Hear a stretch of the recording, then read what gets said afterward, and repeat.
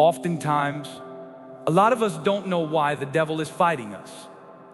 We'll scratch our head and think, is it just me? Was it something I did? But let me tell you something. The reason why the devil fights us a lot of the time is because he wants to keep you from discovering what's inside you. The devil is afraid of who you will become should you fully commit to the Lord. The devil is afraid of you discovering the gifts that God gave you. Oftentimes, we don't know why the devil is fighting us, but may I submit to you that you have a gift inside you. A gift that will anger the kingdom of darkness. Your gift is what the enemy is trying to stifle. It's what he's trying to choke out of you.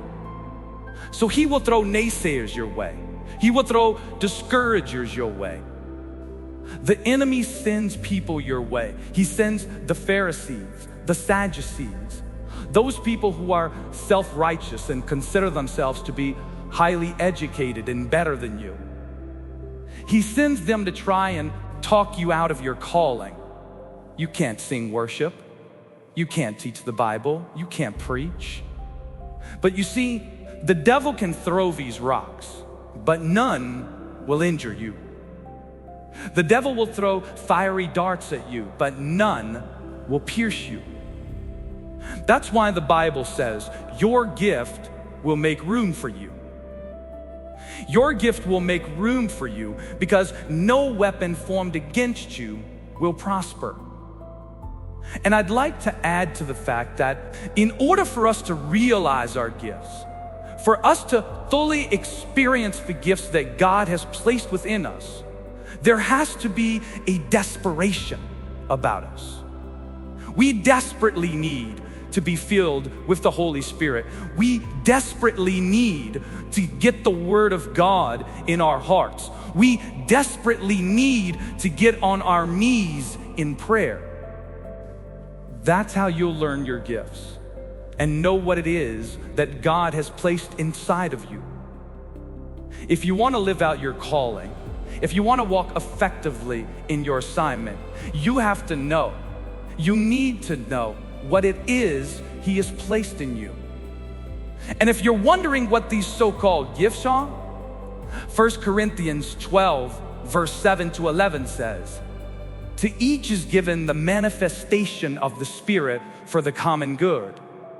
For to one is given through the Spirit the utterance of wisdom, and to another the utterance of knowledge according to the same Spirit.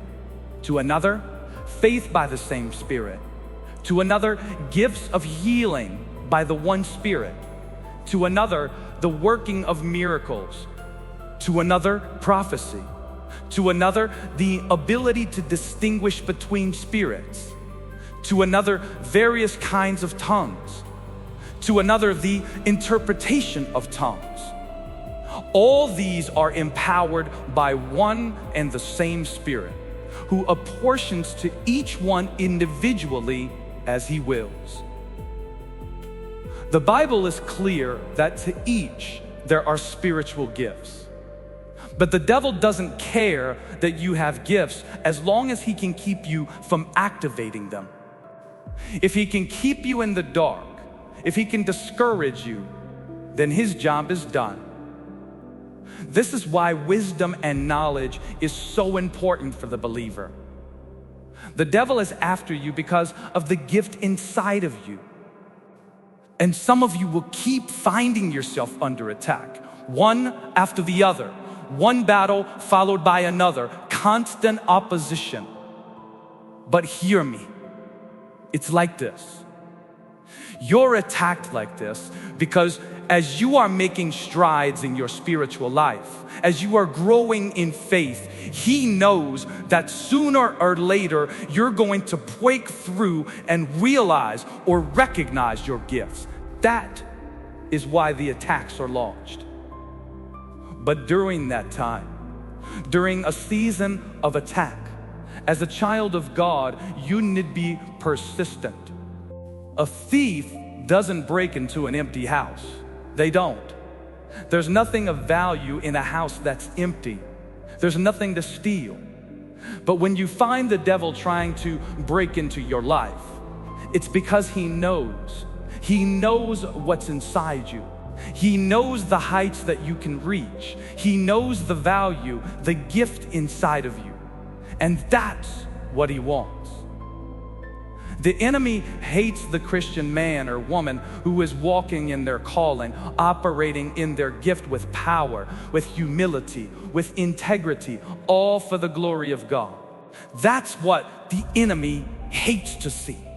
Deuteronomy 6 verse 24 and 25 says, "And the Lord commanded us to do all these statutes, to fear the Lord our God, for our good always, that he might preserve us alive as we are this day.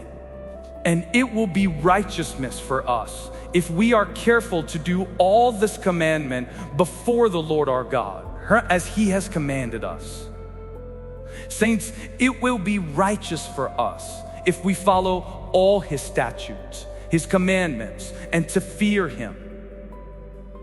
Now let us pray. Dear Lord Jesus, you alone are holy. You alone are righteous. Father, if I try to live a righteous life through my own strength or will, then I'll fail. But as the Bible says, I have been crucified with Christ. It is no longer I who live, but Christ who lives in me. As you live within me, Lord, you can displace all evil from within me. Remove everything that is corrupt. Remove everything that is unclean, Lord. In the morning, may I seek your face. Each and every morning, Lord, give me a hunger to hear your voice. May I desperately seek to hear your voice for instruction, for counsel, for wisdom and direction. Lord Jesus, give me a passion for prayer so that in those moments when I am on my knees, in those moments when I am reading your word, may that be the highlight of my day. My prayer today, King Jesus, is based on Psalms chapter 143, verse 8, which says, "Let me hear in the morning of your steadfast love, for in you I trust. Make me know the way I should go, for to you I lift up my soul." I pray that my mornings would be filled with intimate fellowship with you, Lord. I pray that my day will be blessed because I will begin the day on my knees and in your presence. And so I ask that you look upon me with mercy. I will encounter days where I am weak, but I pray that you would give me the grace to prevail and that you would be my source of strength. Lord, I desire for consistency in my prayer life. Let me not be the type of believer who prays today but forgets tomorrow. Let me not be the type of believer who is hot for you today but too busy and too tired to even read your word tomorrow. Give me a diligent heart, Lord Jesus. I want to be consistent. I want to be disciplined in my prayer life. But I can only achieve this not by my own might, nor by my own power, but by your precious Holy Spirit. So, Father, I pray that you would meet me at my point of need. Meet me at the place that my own ability fails, so that you can demonstrate your might and power. And regardless of how my day-to-day looks, regardless of my responsibilities, regardless of my schedule, I pray that the Holy Spirit would convict me to pray first before I do anything else after I wake up. Your word in Lamentations 3 verse 22 to 23 says, "The steadfast love of the Lord never ceases. His mercies never come to an end. They are new every morning. Great is your faithfulness." Your mercy is new every morning. And so, Father, I pray that your grace would be found readily available to see and guide me through the day. May your steadfast love be my pillar of hope, comfort, and assurance. I pray that you touch my life, King Jesus. May I have an experience with you that will rejuvenate my zeal for the things of your kingdom. May you create a fire within my being, a fire that burns away everything that is not of you. And may that fire only burn for you, Lord. Continue to be my strength when I am weary, Lord.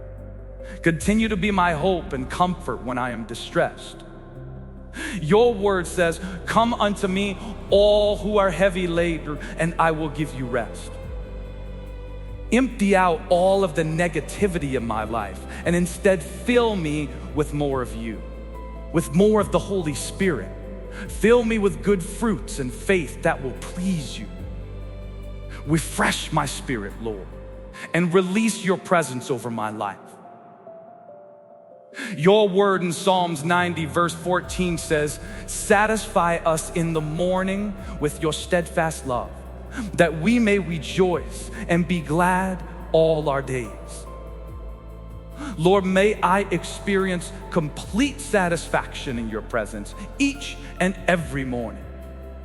May your love fill my life, and may your presence be with me all of my days. I give you all the glory and honor, Lord. Thank you for hearing my prayer. In Jesus' name I pray, amen. To each is given the manifestation of the Spirit for the common good. For to one is given through the Spirit the utterance of wisdom, and to another the utterance of knowledge according to the same Spirit. To another, faith by the same Spirit. To another, gifts of healing by the one Spirit.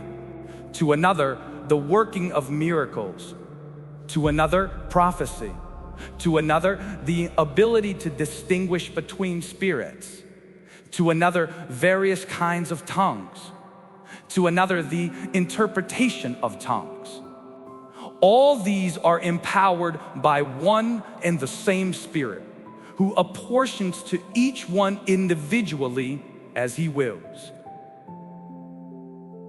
And the Lord commanded us to do all these statutes, to fear the Lord our God, for our good always, that he might preserve us alive as we are this day. And it will be righteousness for us if we are careful to do all this commandment before the Lord our God, as he has commanded us.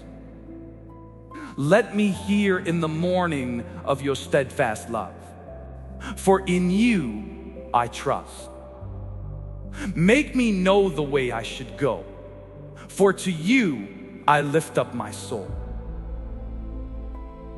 The steadfast love of the Lord never ceases. His mercies never come to an end. They are new every morning.